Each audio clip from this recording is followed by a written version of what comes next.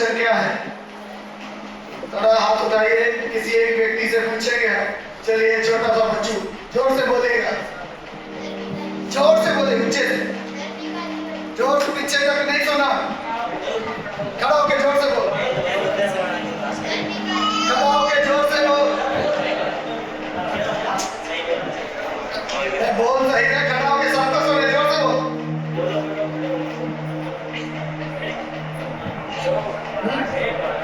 खड़ा होके जोर से बोल, पीछे तक सुने, पीछे सुने, नहीं सुना पीछे, जोर से बोल, खड़ा होके।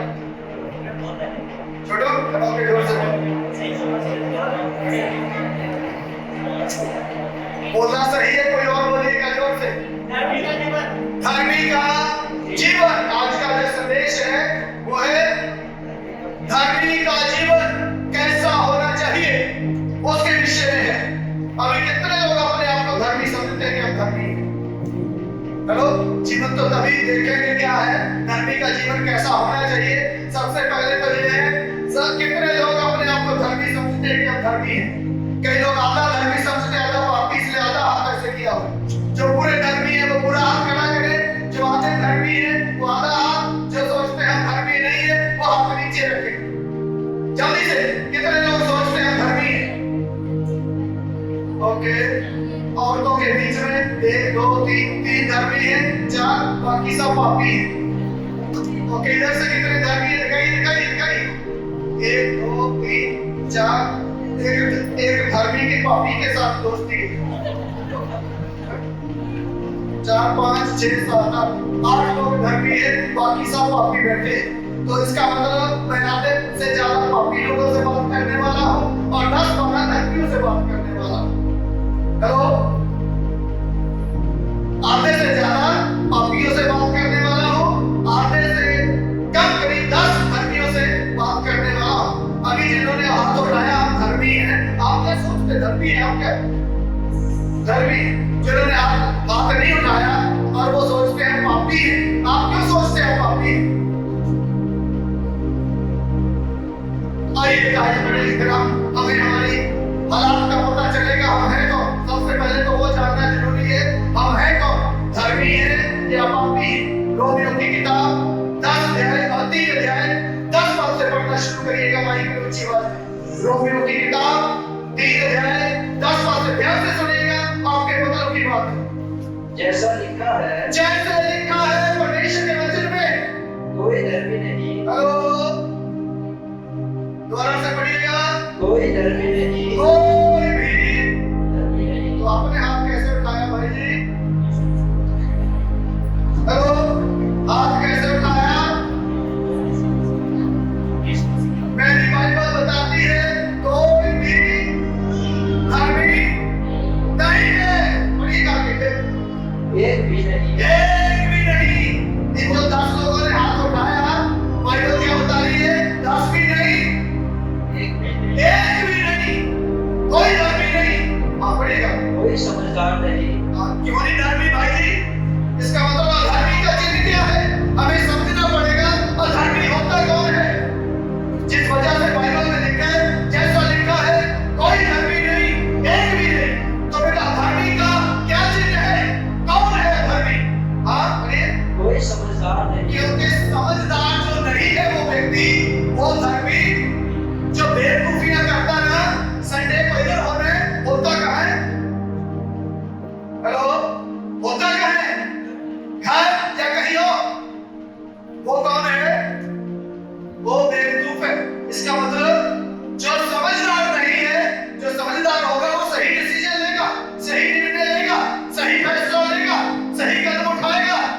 इसका मतलब वो व्यक्ति बेवकूफ है, इसलिए वो धर्मी नहीं है। पढ़िएगा, कोई परमेश्वर का खोजने वाला, क्योंकि परमेश्वर को खोजने वाला नहीं। आप भी जो इधर आते परमेश्वर को खोजने के लिए नहीं आते।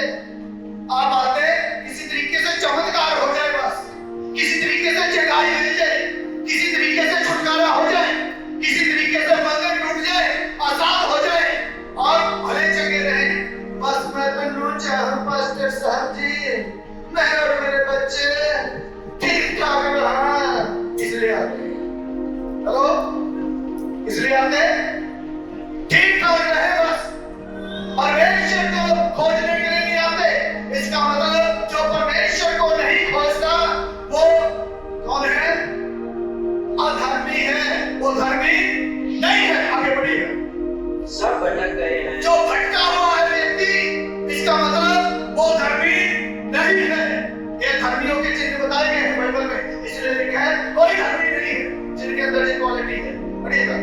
सब के सब निकम्मे बन गए। सब निकम्मे हैं, कोई भलाई करने वाला नहीं। कोई भलाई करने वाला है ही नहीं, किसी की भलाई करने कोई।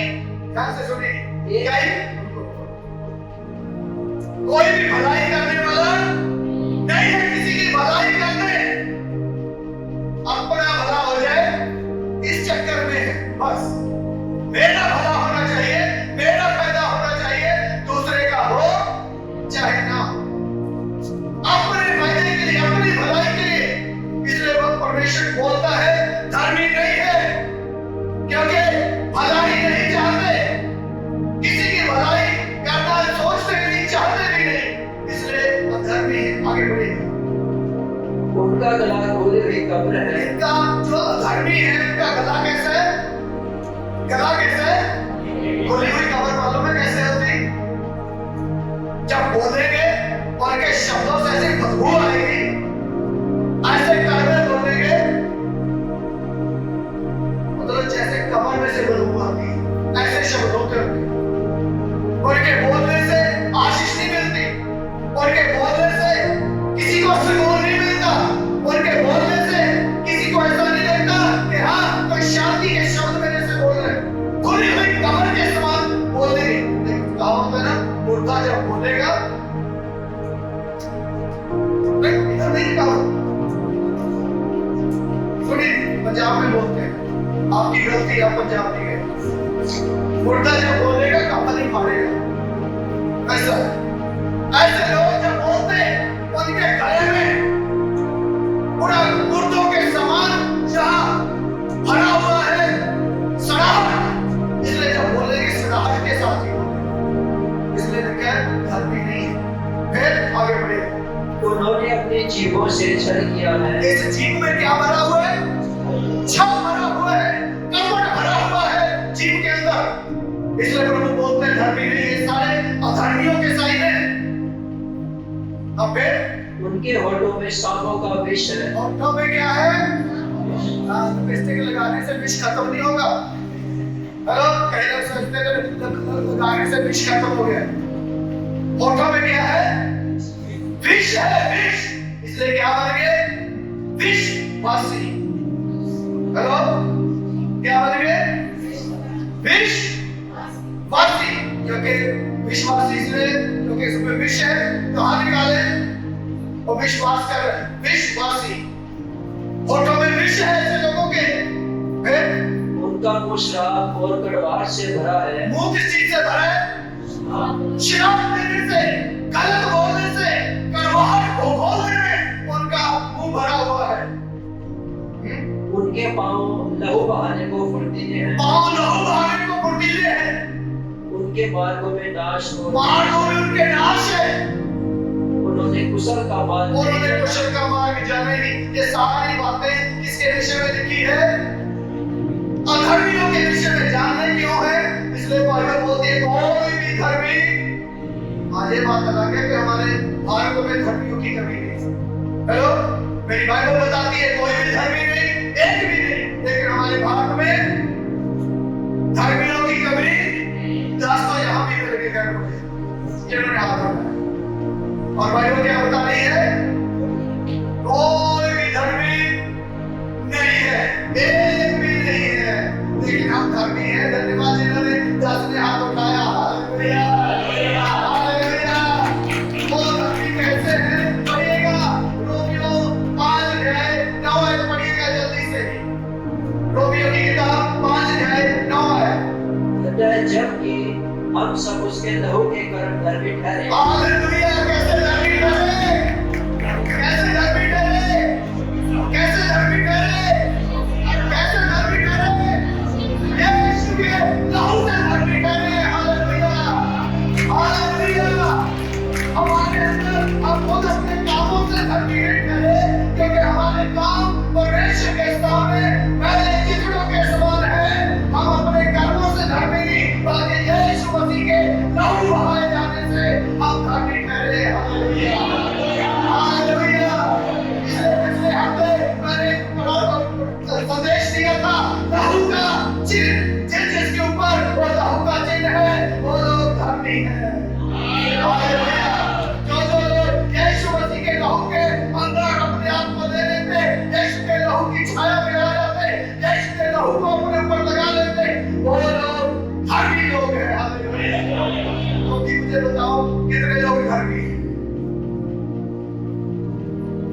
हाथ उठाना मेरा पड़ोसी, हाथ उठाना तो मैं भी उठा लूं। अरे जितने लोग ने यीशु मसीह के ऊपर विश्वास किया है वो इस दुनिया में स्वर्ग की महिमा को छोड़कर आया, मेरे पापों के लिए वो इंसान बना, धरती पे आकर उसका नाम यीशु रखा गया, मेरे पापों के लिए मारा गया, गाड़ा गया, तीसरे दिन मुर्दों में से जी उठा और उसके लहू के द्वारा मैं बचाया और छुड़ाया गया हूँ। वो व्यक्ति धर्मी है। हालेलुया। पुलिस को भी बड़ी क्या लिखा है, क्योंकि जैसा एक मनुष्य की आज्ञा न मानने से, जैसे एक मनुष्य आदम की आज्ञा न मानने से बहुत लोग पापी ठहरे, बहुत लोग पापी बन गए, वैसे ही एक मनुष्य यीशु के आज्ञा मानने से बहुत लोग धर्मी ठहरे। Hallelujah, hallelujah. आदम ने पाप किया, हम पापी बन गए, लेकिन यीशु ने आज्ञा का इनकार किया, परमेश्वर की आज्ञा का पालन किया, इसलिए हम धर्मी बन गए। Hallelujah, hallelujah. अब हम कौन हैं? धर्मी लोग हैं। Hallelujah, hallelujah. धर्मी कैसे बने? यीशु मसीह के लहू के द्वारा हम धर्मी बने हैं। हमें यीशु के लहू के द्वारा हम धर्मी ठहरे हैं। इसलिए मेरा संदेश, धर्मी का जीवन कैसा होना चाहिए, यीशु मसीह के लहू के द्वारा खरीदे हुए लोग कैसे होने चाहिए, यीशु मसीह का लहू का चिन्ह अपने ऊपर लिए हुए लोगों का जीवन कैसा होना चाहिए, यीशु मसीह का छुटकारा पाए हुए लोग कैसे होने चाहिए, वो आज हम परमेश्वर के वचन से देखने वाले हैं। एक बहुत अच्छा उदाहरण मेरे सामने मैं आपके सामने रखना चाहूंगा। दूसरा पतरस 2 अध्याय निकाल लीजिएगा। दूसरा पतरस उसका 2 अध्याय 7 और 8 पद पढ़िएगा। और धर्मी लूत को जो अधर्मियों के कौन धर्मी लूत, कौन लूत, धर्मी लूत, लूत धर्मी था क्या? हेलो, लूत के विषय में यदि पुराने नियम में पढ़े तो कौन है लूत? है अब्राहम का भतीजा। तो क्या लूत धर्मी है जिसने अपनी बेटियों के साथ ही गलत काम किया? नहीं पढ़ा क्या उत्पत्ति 19 अध्याय में? 2 जातियां उत्पन्न हुई, उसमें से मोआब और अम्मोन। लेकिन नया नियम का पवित्र आत्मा से भरकर देखने वाला पतरस लूत के विषय में क्या लिखता है?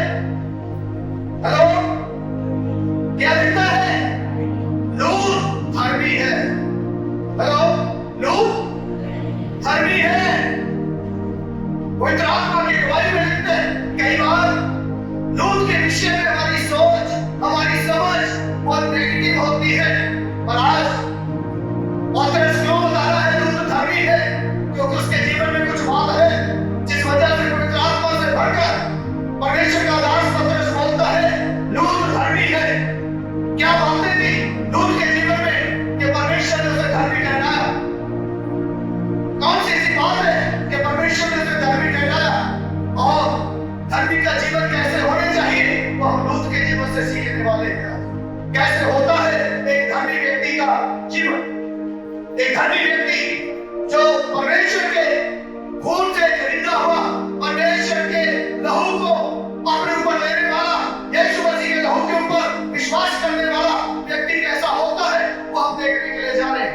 लेकिन उससे पहले एक सच्ची घटना मैं आप लोगों को बताना चाहूंगा। प्रभु का एक दास एक ऐसे एरिया में सेवा करता था और एक दिन उधर खड़े होकर पर्चे बांट रहा था, और जब पर्चे बांट रहा था उधर एक गांव का मुखिया आया और उसने 2 थप्पड़ मारे उसको और पर्चे छीन लिए, फाड़ दिए और बोले जाओ यहाँ से भागो, उधर जाके प्रचार करो दूसरी जगह। बोले दूसरी जगह कहाँ? बोला उधर सामने पहाड़ी है, उस पहाड़ी के उधर चले जाओ। इसको मालूम भी नहीं था पास्टर को कि उधर भी गांव है, क्योंकि पहाड़ दिख रहे थे। बोले उधर भी गांव है क्या? बोले 400 गांव है उस पहाड़ के उस ओर। वो उसने प्रभु का धन्यवाद किया। बोले प्रभु तेरा धन्यवाद, तूने कम से कम विरोधी के द्वारा मेरी अगुवाई की। इसलिए कई बार विरोधियों के द्वारा भी अगुवाई होती है। हालेलुया।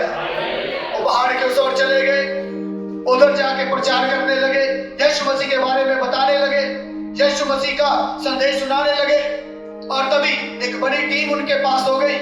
और एक दिन उनका एक पास्टर था, और उस पास्टर को उस एरिया का, वो नक्सलाइट एरिया था, बहुत नक्सलाइट लोग रहते थे जो गोलियां चलाते थे, बम बनाकर फेंक देते थे, ऐसे काम करते थे। और एक उधर एक बड़ा जो उन सारे नक्सलाइट एरिया का जो लीडर था, 127 ब्लॉक के ऊपर जो प्रधान था, बाकी छोटे छोटे जो नक्सलाइट लोग उनको डायरेक्शन देता था, उनका प्रधान था। उसने एक दिन एक पास्टर को बोला, बोले तुम्हारा लीडर कौन है? बोला तो फला जगह रहता है पास्टर।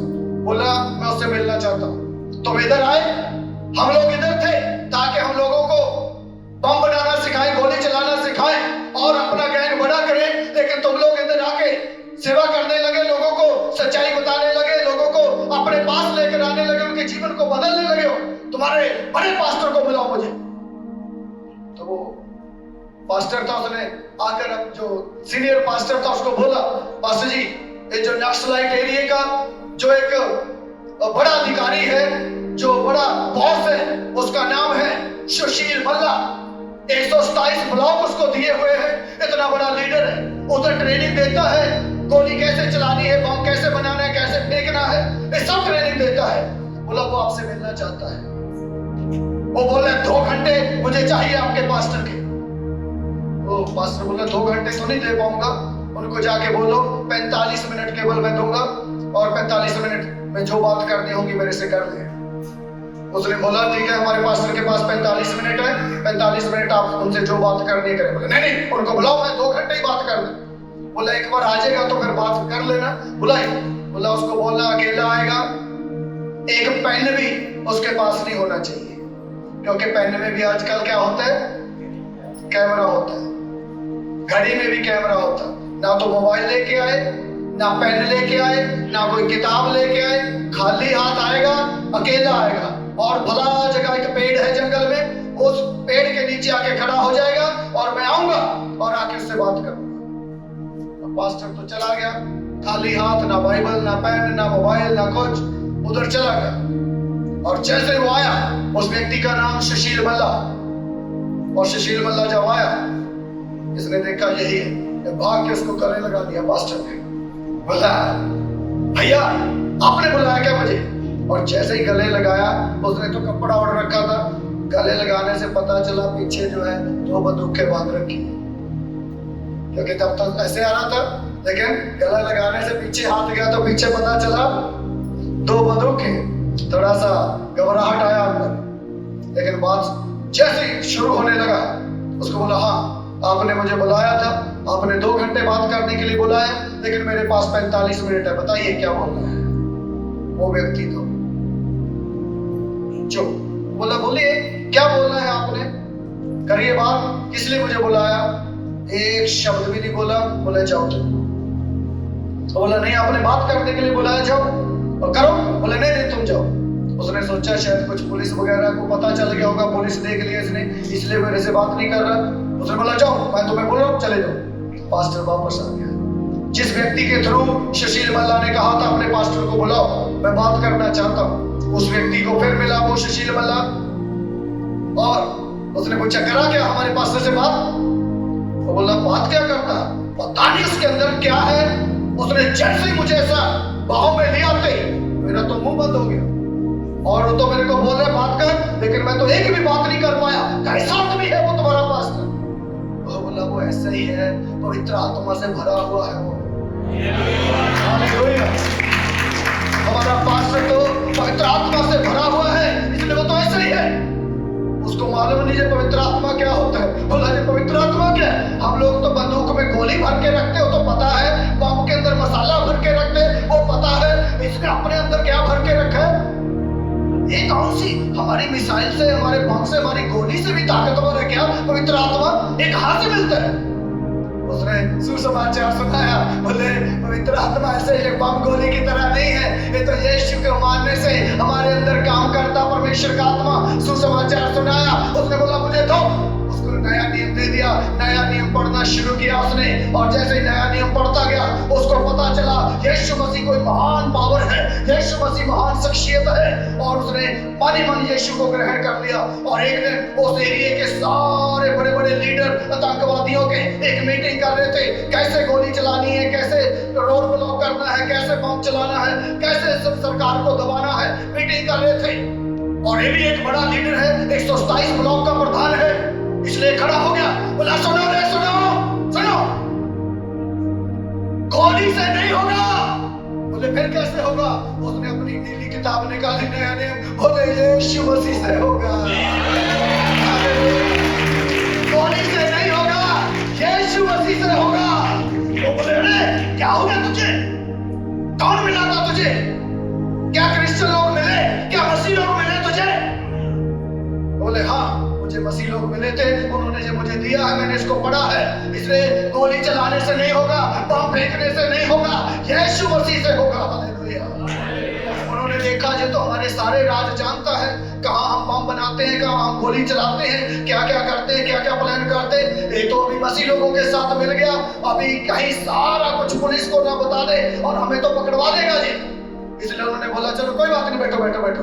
शाम को उसका खाना किया, खाने में जहर दे दिया उसको। और जहर दिया, जब शरीर नीला हो गया पूरा, जहर पूरे शरीर में फैल गया, उन्होंने सोचा अभी ये 2-4 मिनट में मरेगा, उठा के नदी में गिर दिया, ऊपर पहाड़ी से नीचे नदी में गिर दिया। और जैसे ही नदी में गिरा और पानी का बहाव तेज था, वो करीब 20-25 किलोमीटर बहता हुआ नदी में से कहीं दूर किनारे में लगा, किनारे में लग गया, थोड़ा सा होश आया और उसने 3 बार बोला यीशु यीशु। जैसे ही पुकारा, प्रभु का धन्यवाद, जो जहर का प्रभाव था वो खत्म हो गया। मैं कोई काल्पनिक कहानी नहीं बता रहा हूँ, नाम लेकर आपको बता रहा हूँ, सुशील मल्ला नाम लेकर जहर खत्म। वहां से रात को आया भागता हुआ, इस पास्टर का दरवाजा खटखटा रहा, आधी रात को 2 बजे। देख रहा है रात को 2 बजे कौन आ गया। इसने खोल के देखा तो सामने सुशील मल्ला। बोले हाँ, बोला यीशु जिंदा है, यीशु जिंदा है। बोला ऐसा क्या हो गया तेरे साथ? यीशु जिंदा है। उसने पूरी बात बताई, कैसे करके हम लोग मीटिंग कर रहे थे और मैंने बता दिया गोली से नहीं होगा, बंदूक से नहीं होगा, केवल यीशु से होगा। इसलिए उन्होंने मुझे जहर देकर फेंक दिया था। उधर जाके मुझे होश आया, मैंने 3 बार यीशु को पुकारा जोर जोर से और इसलिए वो जहर खत्म हो गया। इसलिए मैं जान गया यीशु मसीह जिंदा है। Hallelujah hallelujah. उसने बोला भैया पास्टर मुझे अपने घर में रहने दे। अब पास्टर को मालूम है इसके ऊपर केस है, इतने पुलिस इसको ढूंढती फिर रही है, इसको अपने घर में रखूंगा तो पुलिस मुझे भी अरेस्ट करेगी, आतंकवादी को पनाह देने के चक्कर में, और मुझे भी अरेस्ट करेगी। उसने बोला कोई बात नहीं, हम सोचेंगे, देखते हैं जो कुछ भी करेंगे। और इसलिए उसको एक बाइबल कॉलेज में भेज दिया। बाइबल कॉलेज में पढ़ते हुए इतना गैंगस्टर आदमी, बंदूक बात बात पे गोली चलाने वाला, बंदूक चलाने वाला आदमी, 1 मिनट से पहले शूट करने वाला आदमी, ऐसा जिंदगी में परिवर्तन हो गया, ऐसा जीवन में बदलाव हो गया। वहां बाइबल कॉलेज में रहते हुए लेटरिन साफ करता है। हेलो, लेटरिन साफ करता है। इतना दीन, इतना नम्र बन गया और प्रभु का धन्यवाद, आज प्रभु की सेवा कर रहा है पास्टर। ऐसे यीशु मसीह का लहू ऐसे जीवन को बदलता है। यीशु मसीह का लहू ऐसे परिवर्तन को ले आता है। यीशु मसीह का लहू ऐसे सोच को बदल देता है, ऐसे सोचों को परिवर्तित कर देता है जब यीशु मसीह का लहू आ जाता है। हालेलुया। एक दूसरे से पूछो परिवर्तन हुआ या नहीं, बदलाव हुआ या नहीं, या अभी भी गला खुली हुई कब्र है, मुर्दा जब बोलेगा तो कफन ही पड़ेगा। हेलो हेलो, मुर्दा जब बोलेगा अभी भी वैसा ही है या फिर जिंदगी बदल गई, सोच बदल गई, विचार बदल गए या फिर वैसा ही है? सुनिए, जब यीशु आता है ना, चिकई के घर में आया था यीशु मसीह। हेलो, जब चिकई के घर में आया, चिकई ने काला धन जमा करके रखा था। जब ने काला धन कैसे बाहर आया? यीशु जब चिकई के घर में आ गया, चिकई खुद ही बोलने लगा। प्रभु ने नहीं कहा, चिकई क्या बोलने लगा? प्रभु काला धन करना हमारे देश को किसकी जरूरत है? यदि काला धन बाहर लेके आना है तो किसकी जरूरत है?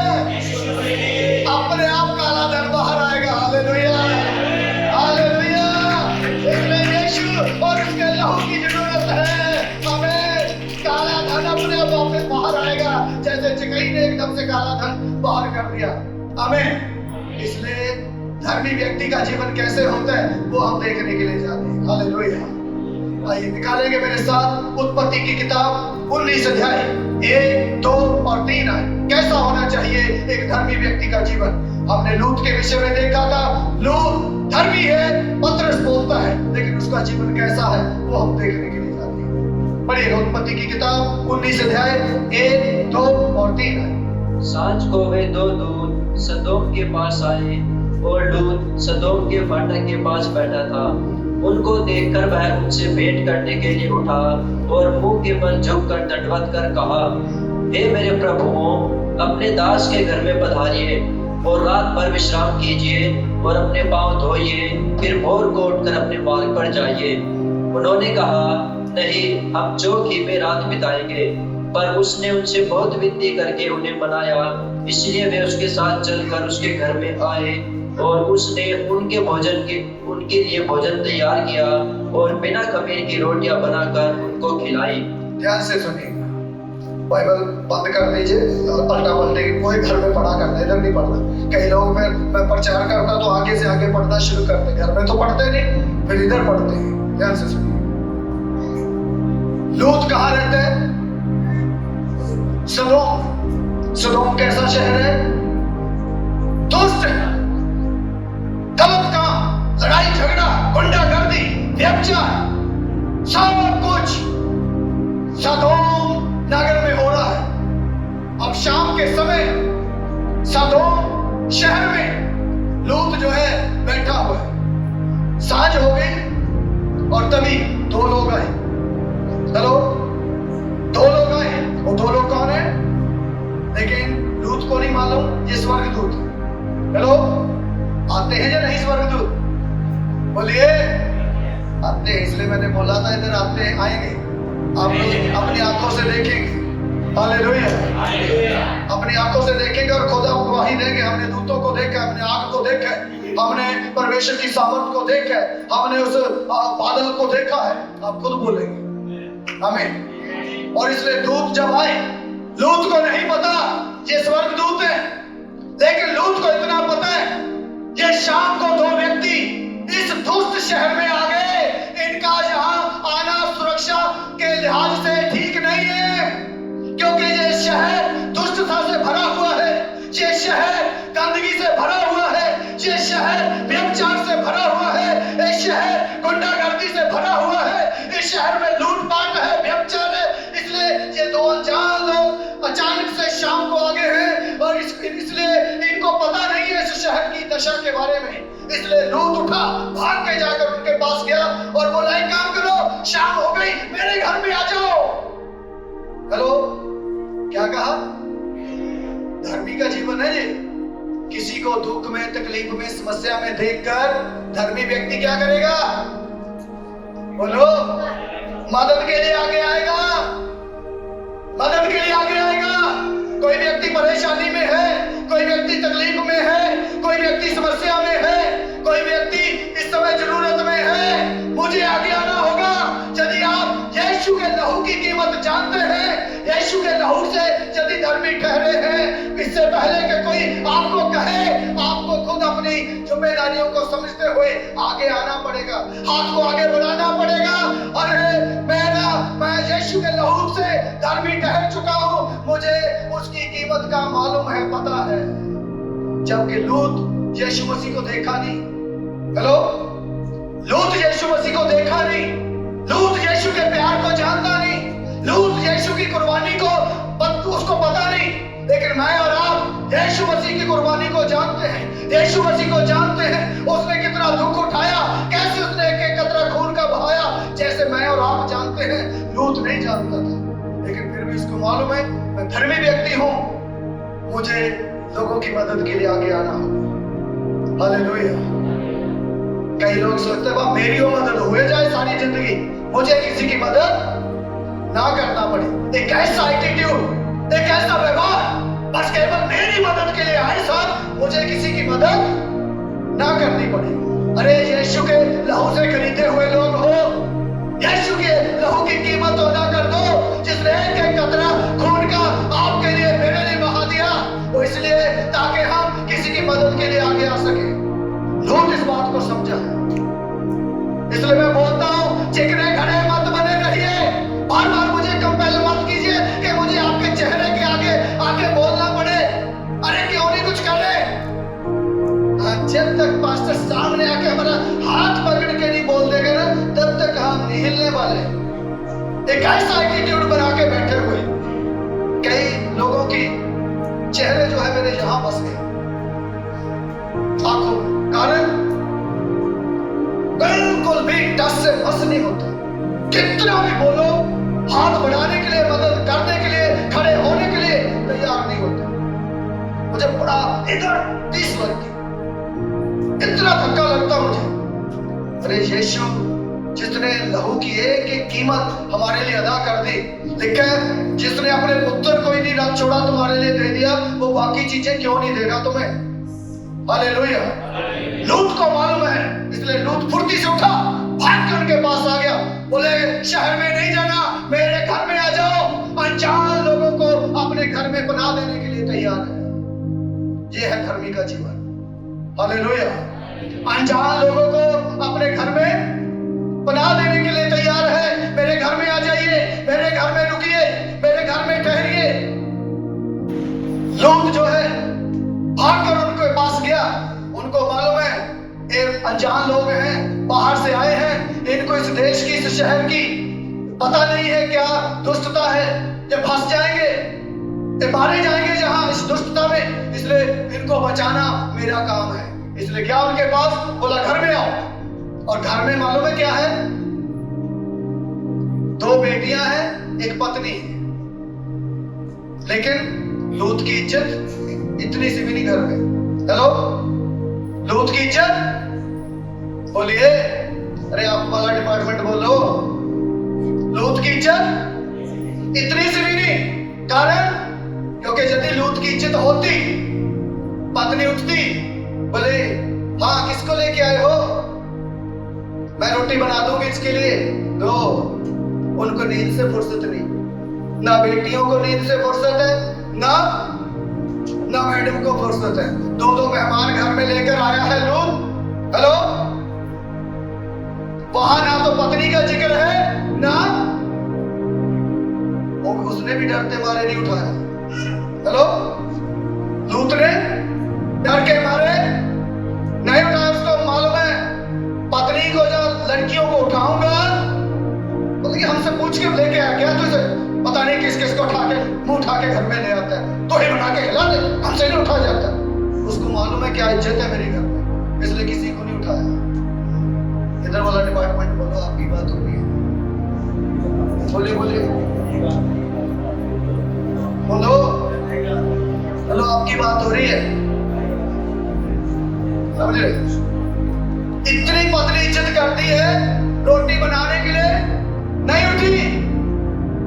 बेटियां इतनी इज्जत करती है बाप की, रोटी बनाने के लिए।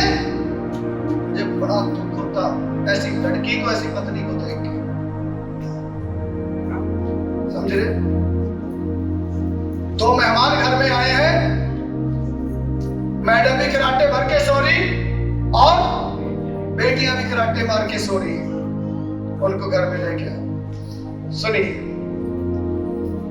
नेपाल के बॉर्डर पे जयनगर एक जगह है, जयनगर, बिल्कुल बिहार और नेपाल के बॉर्डर पे। उधर एक पास्टर सेवा करता था, और उस पास्टर की आदत थी, वो पता नहीं क्या करता था, जो भी बाहर जाएगा किसी कोई अपना बना लेगा, किसी कोई घर में ले आएगा, उसे चाय पिलाएगा, रोटी खिलाएगा, हमेशा का काम था। और जो थोड़ा बहुत पैसा संडे को आता था, वो लोगों के ऊपर खर्च कर देता था। तो बाद में फिल्म चलती थी घर में 6 दिन, क्योंकि जो संडे को पैसा आया वो तो किसी को खिला दिया, चाय पिला दी, और बाकी 6 दिन फिर क्या करना है? फिर घर में बोलो, लड़ाई नहीं भाई, फिल्म चलती थी। घर में, अरे बोलो, घर में फिल्म चलती थी और एक दिन पत्नी प्रेग्नेंट हो गई। सच्ची घटना बता रहा हूं मैं, काल्पनिक बात नहीं, इसलिए मैंने नाम बताया जयनगर जगह का। और एक दिन जब पत्नी प्रेग्नेंट हुई, आपको मालूम है प्रेग्नेंट स्त्री का कुछ भी खाने को मन करता है, अलग अलग, खट्टा मीठा ये वो लटरम फटरम। और उसका मछली खाने का मन किया। उसने अपने पति को बोला, बोले मछली खाने का मन कर रहा है। बोला पैसा तो है नहीं, चलो फिर भी दुआ करो, देखते हैं प्रभु कुछ इंतजाम करे। बैठ के दुआ किया। खैर प्रभु का धन्यवाद, कोई मछली पकड़ने गया हुआ था, वो इसको जानता था। बोले भैया हमने बहुत मछलियां पकड़ी, हम एक आपको देना चाहते। तो बोला प्रभु का धन्यवाद, प्रभु ने प्रार्थना सुन लिया। अरे अभी हालेलुया नहीं भाई, पहले पूरी बात सुना करो। हालेलुया बाद में बोलना जब आगे का कहानी सुनोगे, फिल्म अभी बाकी है।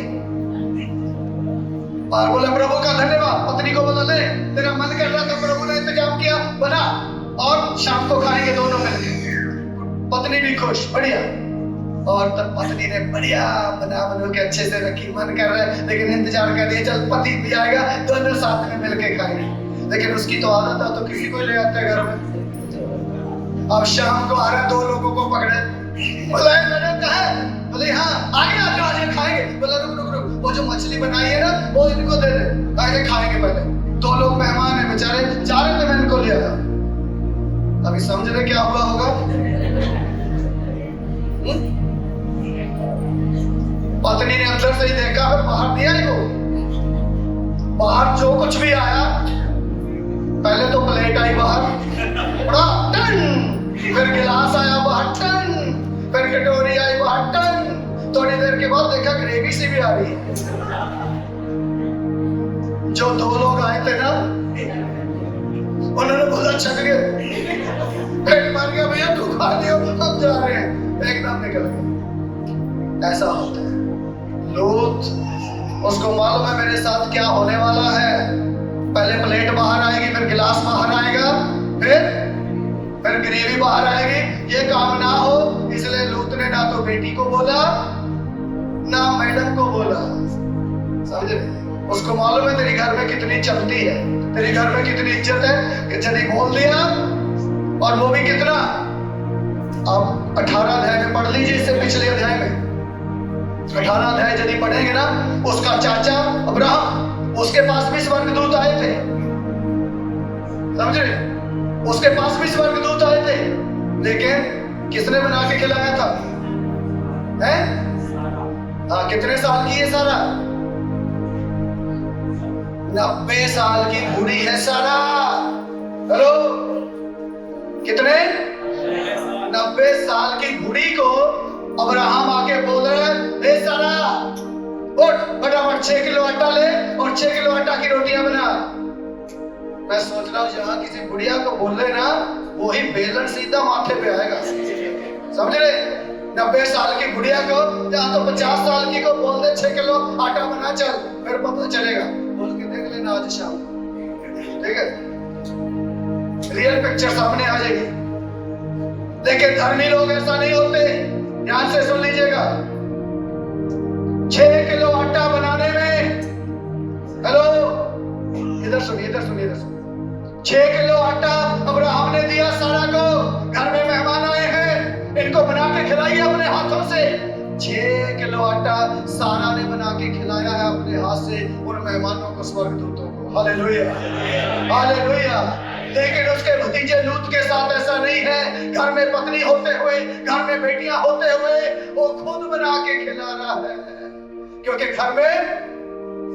घर में इज्जत उसको मालूम है। कोई बात नहीं, घर में इज्जत है चाहे नहीं है, पत्नी मानती है चाहे नहीं मानती, बेटी मानती है चाहे नहीं मानती, लेकिन मैं एक धर्मी व्यक्ति हूँ, इसलिए मैं इन मेहमानों को खुद बना के खिलाऊंगा। Hallelujah, hallelujah. परमेश्वर के लोगों, पत्नी सुने चाहे ना सुने, बच्चे सुने चाहे ना सुने, यदि खून से खरीदे गए लोग हो, यदि यीशु के खून से आप बुलाए गए लोग हो, उसके खून से धर्मी ठहराए हुए लोग हो, अपनी जिम्मेदारियों को समझे। अरे अब तो हमें बोल दो, समझ रहे? नहीं सुन रही, कोई बात नहीं,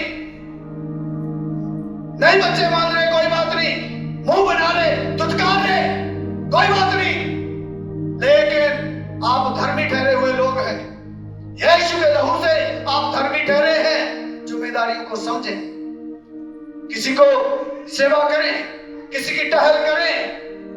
एक बात मुझे लगता है योगेश को भी मालूम है, एक व्यक्ति हमारे सहारनपुर का बहुत अच्छा पैसे वाला आदमी, अमीर आदमी, तो पैसे की कमी नहीं, धन संपत्ति की कमी नहीं, उसके घर में एक पास्टर खाना खाने लग गया। दोपहर को खाना बना था, बाकी लोग भी खा रहे थे, एक पास्टर भी खाने लगा।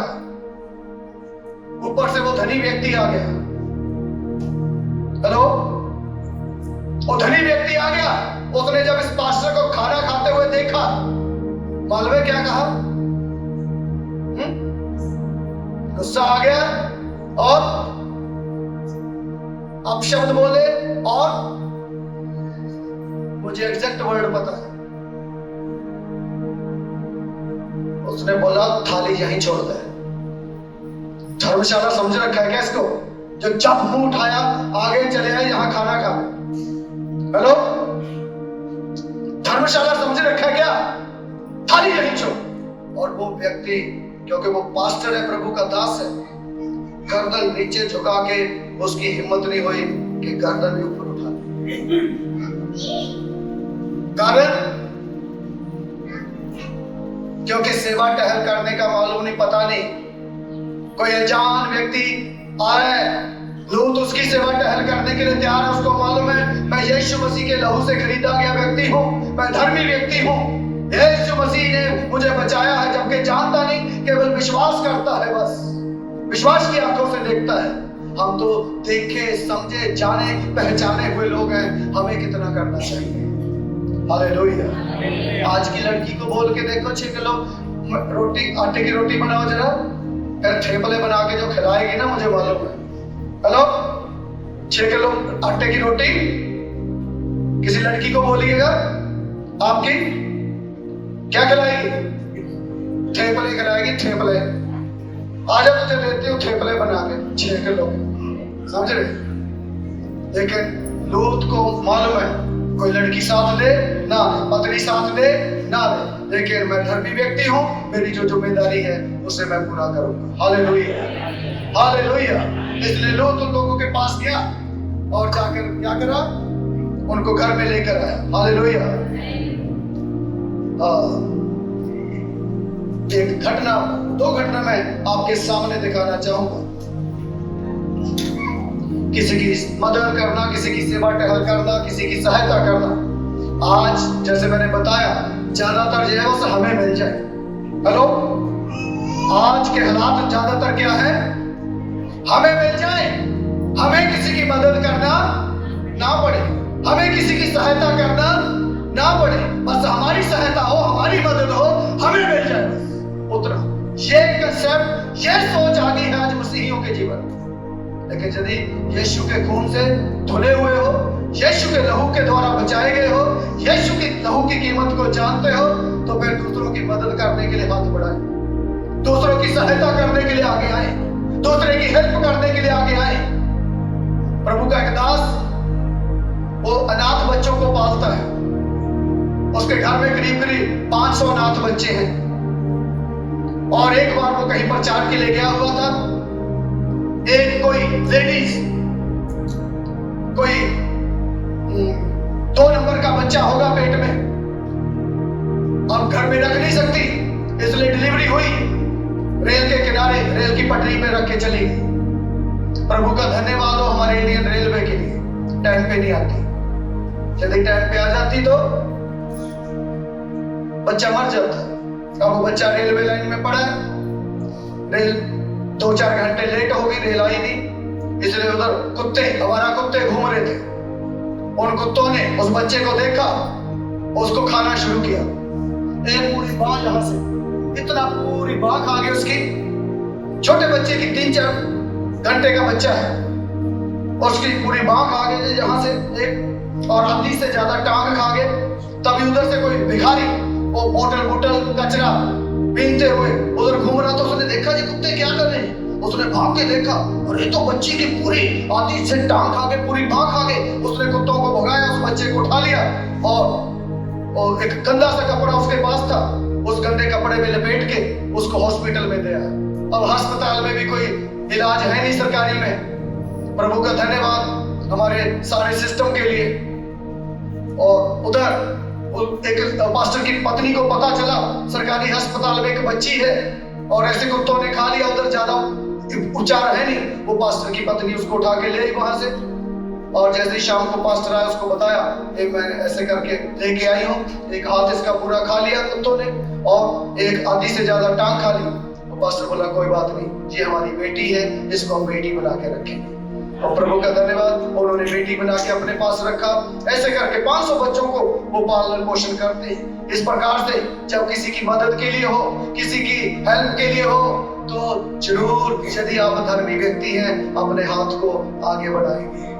यदि धर्मी नहीं है, यीशु के लहू की कीमत नहीं जानते हैं, फिर पास्टर मान रहे हैं, हेलो, फिर क्या करेंगे?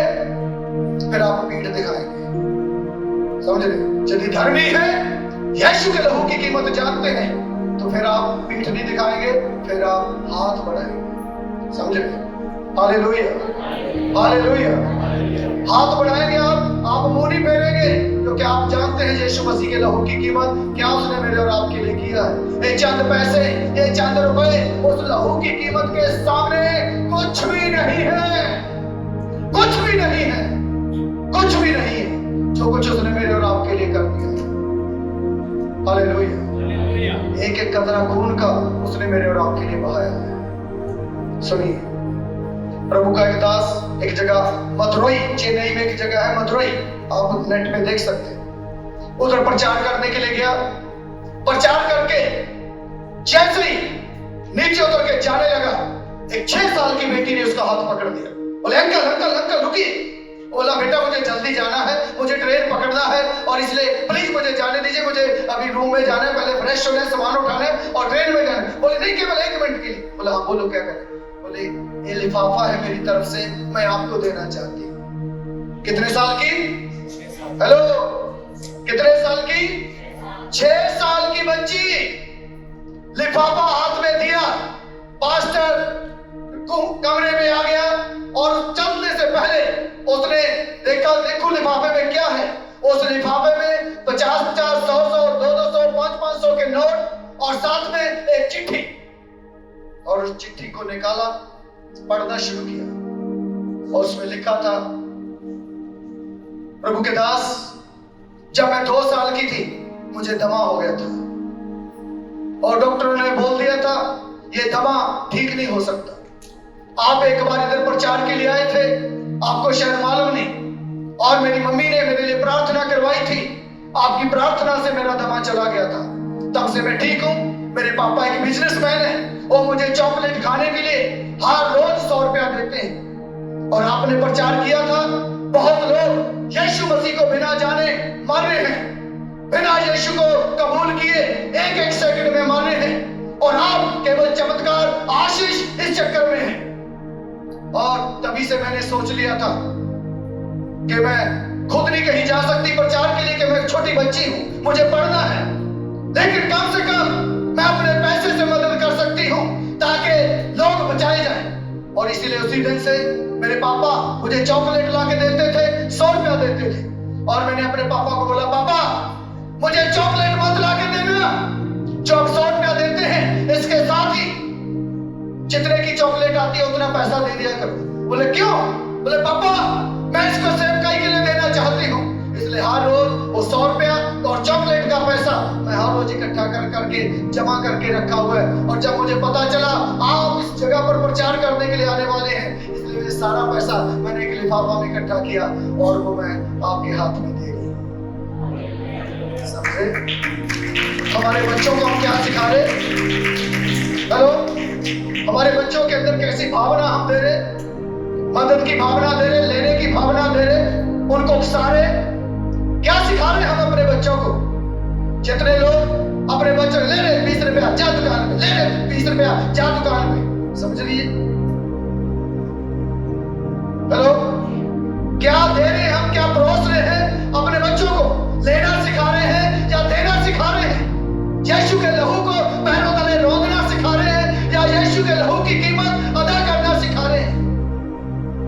छोटी बच्ची, मैं हैरान हो गया कहां से उसके अंदर ये भावना आई। मुझे प्रभु की सेवकाई के लिए देना है। एक एक पल, एक एक क्षण लोग मर रहे हैं। आपकी बेटियों के शरीरों में से प्रभु ने रसोइयां खत्म करी है और आप मुंह बांधे बैठे हुए हैं इधर। क्या आपको नहीं लगता और हजारों बेटियां जिनके यूट्रस में रसोइयां है उनको नहीं ठीक होना क्या? चिकने घड़े बन के हम बैठे हुए, अरे हमारा काम हो गया, हमारी लड़की की रसोई चलेगी, अब क्या करना है? हमारा चमत्कार हो गया, अब क्या करना है? अरे देने की भावना रख लीजिए, किसी की मदद की भावना अपने मन में रख लीजिए।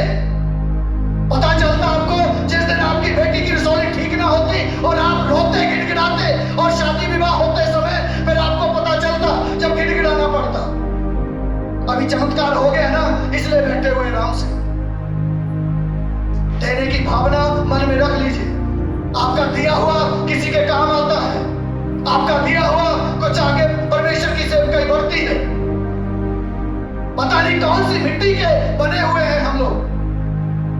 इतने चमत्कार लेने के बाद इतना भी विश्वास नहीं। जो परमेश्वर इतना बड़ा चमत्कार हमारे परिवार में, हमारी लड़की में, हमारे घर में कर सकता है, वो आगे क्यों नहीं, पैसे में क्यों नहीं करेगा? देने की भावना मन में रख लीजिए। एक 6 साल की बेटी को मालूम है परमेश्वर की सेवकाई के लिए देना क्या होता है।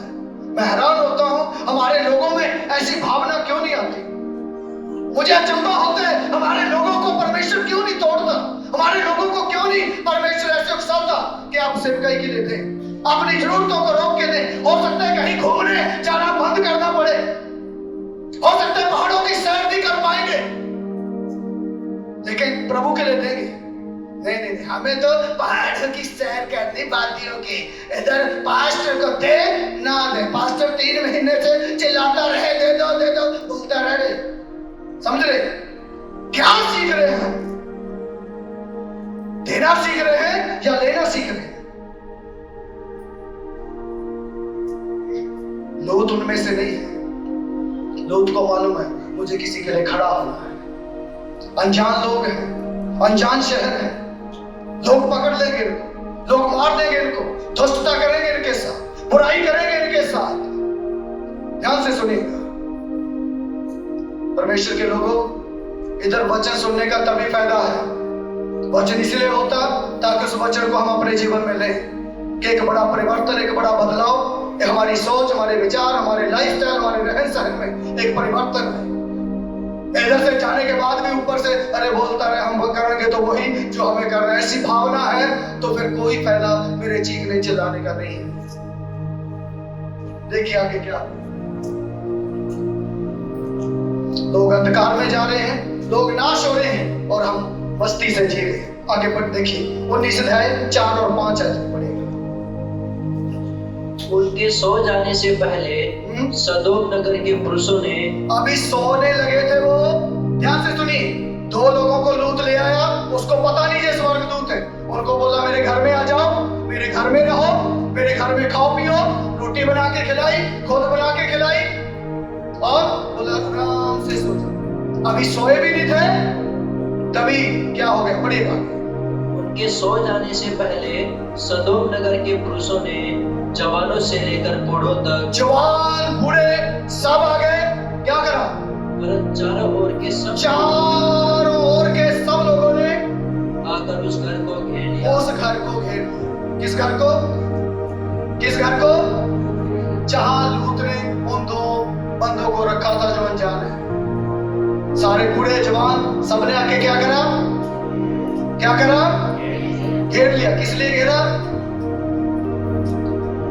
है? मारने के लिए, उनके साथ दुष्टता करने के लिए। क्या करने के लिए? ऐसी दुष्टता थी वहां उस नगर में। पढ़िएगा आगे।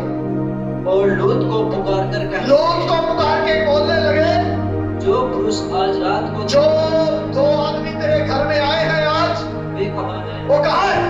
उनको हमारे पास, उनको बाहर निकाल कि हम उनके साथ भोग करें। समझ रहे कितनी दुष्टता थी उस गांव में, उस शहर में। गलत काम करना चाहते हैं, बूढ़े भी, जवान भी, सब लोग। और ऐसे समय में कितना बड़ा रिस्क जो है लूत ने लिया है। हेलो, मसीह को ग्रहण करना आसान नहीं है। मसीह को ग्रहण करना केवल चमत्कार, आशीष पाना नहीं है। दुआ करो आशीष मिल जाए, दुआ करो चमत्कार हो जाए, दुआ करो बीमारी चली जाए, केवल इतना ही नहीं है। प्रभु में लोगों को लेके आने के लिए कीमत अदा करनी पड़ेगी। 2 लोग आए हैं इसके घर में, प्रभु में कीमत अदा कर रहे हैं। सारे लोगों ने घेर लिया घर को चारों तरफ से। मसीह को ग्रहण करने से, ध्यान से सुनिएगा, कीमत अदा करनी पड़ेगी। ऐसे ही कीमत अदा करनी पड़ेगी। एक परिवार था, 3 लड़कियां और एक लड़का उस परिवार में था। यीशु को ग्रहण किया। 2 लड़कियों की जैसे तैसे शादी होगी, बहुत गरीब परिवार था, अकेली मां है। अभी वहां भक्ति करते थे, आराधना करते थे, 70-80 लोग उस गांव में हो गए, लेकिन कोई परमेश्वर के वचन को जानता नहीं। और इसलिए उनकी मां ने बोला, बेटा देखो, यहां कोई भी पढ़ा लिखा नहीं है, सब लोग गरीब लोग हैं, कोई वचन को जानता नहीं। हम लोग प्रार्थना करते हैं, 70-80 लोग हो गए, इनकी अगुवाई करने के लिए यहां कोई नहीं। इसलिए आप एक काम करो, आप 1 साल के लिए किसी बाइबल कॉलेज चले जाओ और उसके बाद आके सच्चाई से इन लोगों को परमेश्वर का वचन सुनाओ। बोला, मम्मी आपके पास कोई नहीं, अभी एक बहन है, इसकी भी शादी नहीं हुई। वो बोली, कोई बात नहीं बेटा, यीशु के लहू की कीमत हम अदा करेंगे। कुछ ना कुछ तो जरूर करना है, क्योंकि ये 70-80 लोग, इनको सही वचन की शिक्षा, इनके पास जाना जरूरी है। बेटे को जबरदस्ती बाइबल कॉलेज में भेज दिया। 1 साल के लिए भेजा।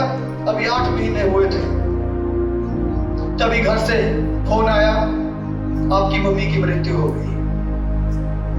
अचानक 8 महीने बाद उसे वापस गांव में आना पड़ा।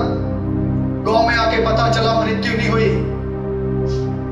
यीशु मसीह को मानने के कारण गांव के लोगों ने इकट्ठे होकर उनकी मम्मी को पकड़ा और कुल्हाड़ी से 3 टुकड़े कर दिए। हेलो, कीमत अदा करनी पड़ेगी।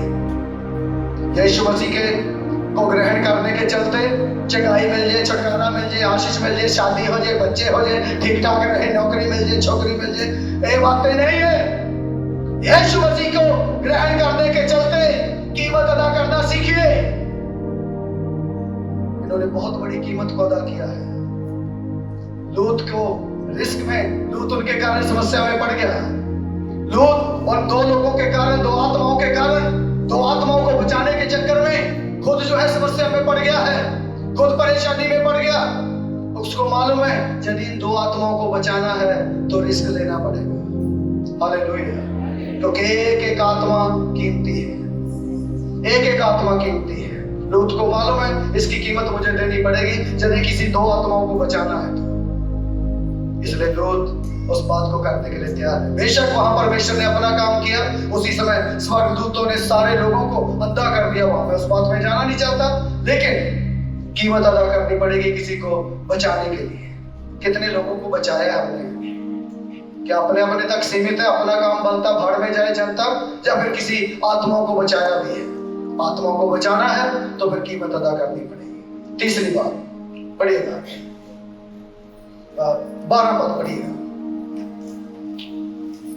फिर उन अतिथियों ने लूत से पूछा, यहाँ तेरा और कौन कौन है? दामाद, बेटे, बेटियां और नगर में तेरा जो कोई हो, उन सबों को लेकर इस स्थान से निकल जा। किसने पूछा? स्वर्गदूतों ने पूछा, ये बता यहाँ तेरा कौन कौन है, और उनको लेकर क्या कर, निकल। पहले उनके पास जा, उन्हें बता मैं हम क्या करने जा रहे हैं। आग गिरने वाली है, जहां नाश करने वाले हैं हम इस शहर को, बाहर खतरा है। लेकिन लूत, हेलो, बाहर खतरा है लेकिन लूत बोलिए घर में बैठे क्या छुप के? अरे नहीं नहीं नहीं नहीं, मैंने बाहर तो खतरा है, बाहर तो समस्या है, मैं बाहर नहीं जाऊंगा। ऐसा लूत बाहर निकल गया क्योंकि उसके दमाद का है, बेटियों की शादी होने वाली है। हेलो, उनके पास गया, अरे आग गिरने वाली है, बच जाओ। लेकिन दमादों ने क्या करा? ठट्ठा उड़ाया, मजाक किया। ये बात अलग है, ग्रहण किया नहीं किया वो बात मैंने नहीं रखती, लेकिन कम से कम बाहर जाकर लोगों को बताना, बाहर जाकर लोगों को बोलना यीशु मसीह आने वाला है। यीशु मसीह के आने से पहले अपने आप को परमेश्वर के हाथ में दे दे, अपने पापों से पश्चाताप कर ले, यीशु को ग्रहण कर ले, यीशु को स्वीकार कर ले, बपतिस्मा ले ले, उद्धार पा ले। ये बोलना आपका काम है। हम कहाँ बैठे? घर में बैठे हैं मजे से। लूत भी बैठ सकता था, बाहर खतरा है, आग भी गिरने वाली है, बाहर जो है लोगों की भीड़ है, मारने के लिए उतारू है। मैं सोचता हूँ लूत ने इतनी बड़ी कीमत अदा की, जैसे ही लोग बोल रहे थे को बाहर करो दोनों। लूत ने क्या करा मालूम है? अपनी दोनों बेटियों का हाथ पकड़ा, बाहर ले गया। बोला एक काम करो, इन दो आत्माएं जो बची हैं इनको छोड़ दो, लेकिन जो तुम्हें करना है वो मेरी बेटियों के साथ करो। समझ रहे कितनी बड़ी कीमत अदा करने के लिए तैयार है ताकि आत्माएं बच जाएं। हम 100 रुपये, 1500 रुपये, 2000 रुपये, इतने को हम बहुत बड़ी बात समझते। अरे एक आत्मा की कीमत इतनी है कि सारी दुनिया की धन संपत्ति एक तरफ और एक आत्मा एक तरफ। आपके दिया हुआ सहयोग आत्माओं को बचाने के काम आता और उसका प्रतिफल परमेश्वर के पास है। उसका प्रतिफल परमेश्वर के पास है, परमेश्वर उसका प्रतिफल देगा। लूत इस बात को जानता है, लूत को इस बात का मालूम है, मैं इस कीमत को देने के लिए तैयार हूं। अभी देखिए, लूत बाहर जाने के लिए, रिस्क उठाने के लिए तैयार है। यदि आप धर्मी हैं, आपके अंदर ये बातें होनी चाहिए। यदि यीशु के लहू से धर्मी ठहरे हैं, यदि यीशु के लहू की कीमत जानते हैं, यदि समझते हैं यीशु मेरे लिए क्रूस पर लटकाया गया है, यीशु का एक एक कतरा मेरे लिए बहाया गया है, तो फिर उसकी कीमत को भी आप समझेंगे और उसे अदा करेंगे। फिर आप पैसे को एक तरफ, यीशु के लहू को एक तरफ देखेंगे। फिर आप अपने कामों को एक तरफ, यीशु के लहू को एक तरफ देखेंगे। फिर आप अपनी जरूरतों को एक तरफ, यीशु के लहू को एक तरफ देखेंगे।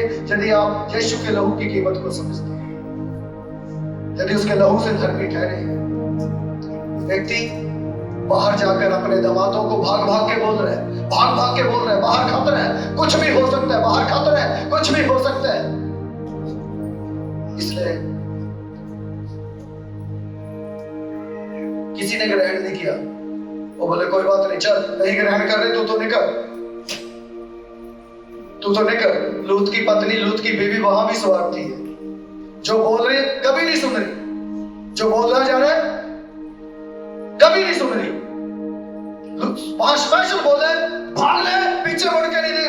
बोले तेरी सुनूंगी क्या, मैं तो देखूंगी। देख ले बेटी, फिर रास्ता की खड़ी है। हेलो,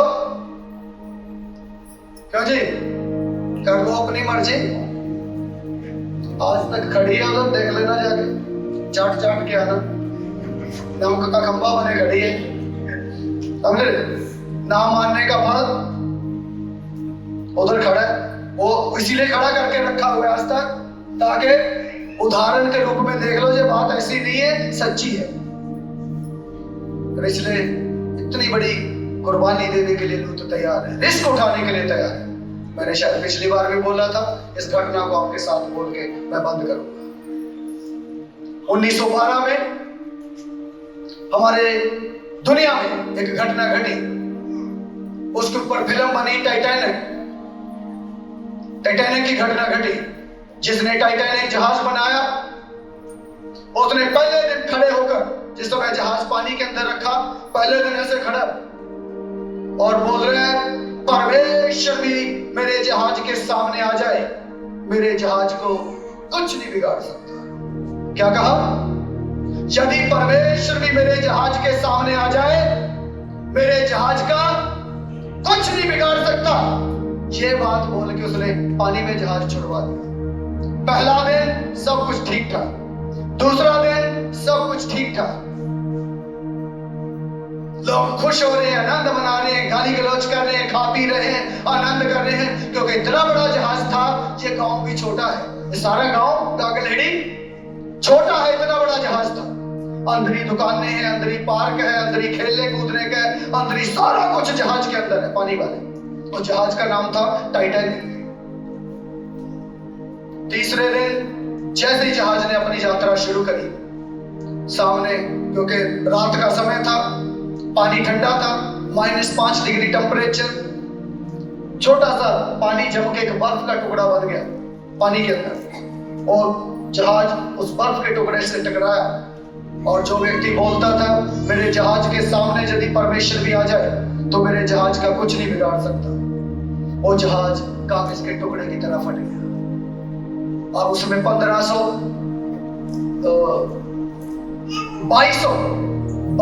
कुछ लोग उसमें सवार थे जो सफर कर रहे थे। और जैसे ही पानी भरना शुरू हुआ, जहाज के अंदर चीखें बजनी शुरू हुई, रोना पीटना शुरू हो गया, क्योंकि पूरा जहाज पानी से भर गया। जिसको जो हो रहा था, मन पड़ रहा था, कर रहे थे। और कुछ लाइफ जैकेटें वहां थी, जैकेट पहन के बच सकते थे। कुछ लोग उसमें से निकले बच के लाइफ जैकेट पहन के। करीब 700 लोग बचे 2800-2300 में से। और बाकी एक व्यक्ति उसमें सफर कर रहा था, वो था प्रभु का दास। उस प्रभु के दास का नाम जॉन हार्पर। वो अपनी 6 साल की बेटी के साथ सफर कर रहा था। उसने जब देखा पानी पूरी तरह से भर गया, उसने वो जैकेट ली और अपनी बेटी के गले में डाल दी और एक छोटी प्रार्थना करी, परमेश्वर मैं इसको तेरे हवाले सौंपता हूं पानी के अंदर। मुझे मालूम नहीं अब इसका क्या होगा, लेकिन मुझे अपनी जिम्मेदारी को पूरा करने दे। ऐसे प्रार्थना करके बेटी को छोड़ दिया 6 साल की पानी के अंदर। रात के घने अंधेरे में चारों ओर समुद्र है, कुछ दिखाई नहीं दे रहा।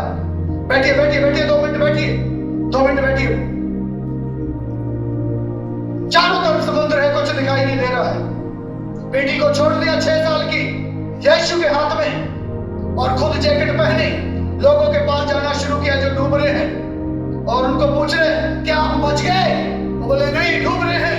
बोला नहीं, इसकी बात नहीं कर रहा हूं, मैं ये पूछ रहा हूं क्या यीशु को ग्रहण किया है आपने? बोले नहीं। करना चाहते हो? बोले नहीं। कोई बात नहीं। दूसरे के पास गया तैर के। रात का समय है, पानी ठंडा है, एक भाग के दूसरों के पास जा रहा है, कभी इसके पास, कभी उसके पास, कभी इसके पास, कभी उसके पास। कोई बोलते नहीं हमें नहीं बचना, हमें नहीं यीशु को ग्रहण करना। कोई बात नहीं, दूसरे के पास जा रहा है। तभी एक व्यक्ति के पास आया, क्या आप बचाए गए हो? बोले नहीं, मर रहा हूं। बोला क्या बचना चाहते हो? बोला किससे? बोला उस मौत से। क्या यीशु को ग्रहण करना चाहते हो? बोला नहीं। उसके पास जैकेट नहीं थी, वो पानी जहां तक आया। तभी जॉन हार्पर ने अपनी जैकेट निकाली, उसको पहना दी। वो बड़ा हैरान हुआ।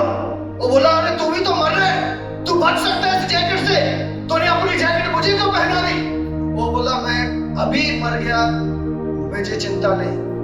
हेलो, 1 मिनट से पहले भी मैं मर गया, मुझे कोई चिंता नहीं। कारण क्योंकि मैंने यीशु को ग्रहण किया हुआ है। हालेलुया। तभी होगा जब आप जान लेंगे इस सच्चाई को। दुनिया के लिए जी रहे हैं, संसार के लिए जी रहे हैं। बोला अभी भी अगर 1 सेकंड में मेरे प्राण निकल गए, मैं मर गया, मेरी आंख स्वर्ग में खुलेगी, क्योंकि मैं स्वर्ग में जाऊंगा। लेकिन तुझे अभी यीशु को ग्रहण करने की जरूरत है, इसलिए तुझे इस जैकेट की जरूरत है। परमेश्वर के लोगों, ऐसा है अब होना चाहिए। यीशु को ग्रहण किया तो वो क्या कर सकता है हमारे लिए, कहां जाएंगे हम, क्या होगा हमारा।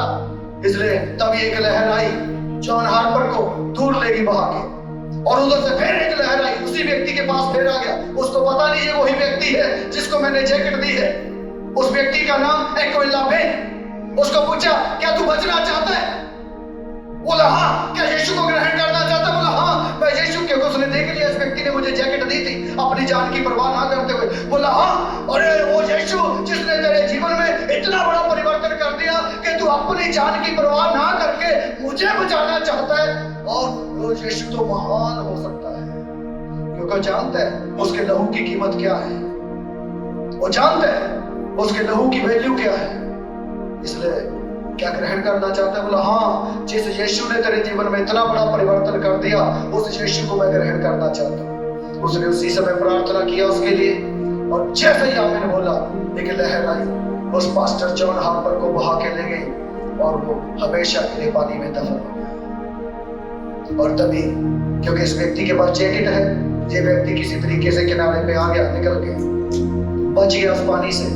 4 साल के बाद सब जगह से सबूत इकट्ठे हो रहे थे, रिपोर्टर लोग, सारे लोग पूछताछ कर रहे थे, जब जहाज कैसे डूबा, जहाज में कितने लोग थे, कौन कौन बचा, कैसे बचा, क्या क्या घटना हुई, ये सारी बातें इकट्ठे, उसके बाद ही फिल्म बनी है। और तभी ये कोयला में उठकर 4 साल के बाद रिपोर्टरों, ये रिकॉर्ड है, ये स्टोरी, ये रिकॉर्ड है गवर्नमेंट के उसमें रिकॉर्डेड में। कोयला में ने बोला, आज अगर मैं जिंदा हूँ, इस धरती के ऊपर हूँ, तो पास्टर जॉन हार्पर के कारण है, क्योंकि वो अपनी जैकेट मुझे दे दिया और उसने मरते मरते एक एक आदमी के पास जाकर सुसमाचार सुनाया, एक एक व्यक्ति के पास गया ताकि बच जाएं लोग। और आज जो आखिरी 7 लोग जो बचे थे, वो आखिरी 7 लोग जॉन हार्पर के द्वारा बचाए गए थे। हालेलुया। परमेश्वर के लोगों, क्या यीशु के लहू की कीमत हम पैसों से आंकते क्या, या फिर यीशु के लहू की कीमत तो हम अपनी जान दे के भी अदा नहीं कर सकते हैं, यीशु ने जो मेरे और आपके लिए किया है। इसलिए धर्मी लूत के जीवन से इस बात को आज अपने गांठ बांध रहे हैं। धर्मी लूत ने इतना बड़ा रिस्क लिया, इतना सब किया, अपनी बेटियों को कुर्बान तक करने के लिए तैयार हो गया। मैं और आप यीशु मसीह की लहू के सामने क्या कर सकते हैं? आज वो बोलता है, कौन जाएगा? दुनिया में इतने लोग मर रहे हैं, ओ बेटी, जहां मैं नहीं जा सकती वहां मेरी चॉकलेट काम कर सकती है जाके। मैं और आप क्या सेक्रीफाइस करने के लिए तैयार है? क्या बलिदान करने के लिए तैयार है? क्या देने के लिए तैयार है? या फिर आशीषों के चक्कर में, चंगाइयों के चक्कर में, छुटकारों के चक्कर में, चमत्कारों के चक्कर में पड़े हुए हैं? या फिर एक एक आत्मा कीमती है, उसको बचाने के लिए तैयार है? क्या कोई है जो जाने के लिए तैयार है? हाँ प्रभु, मैं करूंगा, धर्मी लूत के समान मैं करूंगा इस काम, मैं करूंगा, मैं जिम्मेदारी लेता हूं, मैं करूंगा। लूत यीशु को नहीं जानता था, लूत यीशु के प्रेम को नहीं जानता था, लूत को यीशु के क्रूस का पता नहीं। मैं और आप जानते हैं, मैंने और आपने यीशु के बलिदान को, यीशु के कुर्बानी को, यीशु के क्रूस को हमने देखा है, उसके लहू की कीमत हम जानते हैं। इसलिए परमेश्वर के लोगों, आइए स्वार्थ की जिंदगी से बाहर आए, चिन्ह चमत्कार आश्चर्य कर्म आशीषों की जिंदगी से बाहर आए, एक धर्मी जीवन लूत के समान जीने का आज फैसला है।